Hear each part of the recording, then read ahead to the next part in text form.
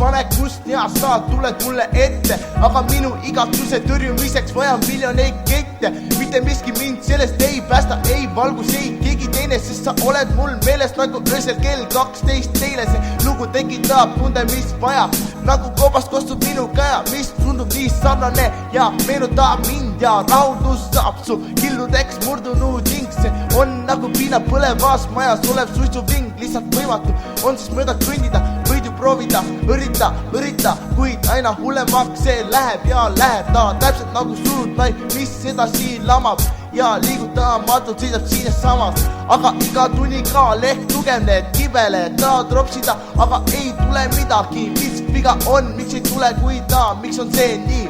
Sest see on koht, kus ei liigu sa edasi ega tagasi, seisad ühe koha peal ja ei saa sinna midagi parata. Ainuke lohutus on unenägu, kus sa saad liikuda ja seigelda, tema juurde minna ja tema tundeid tunda.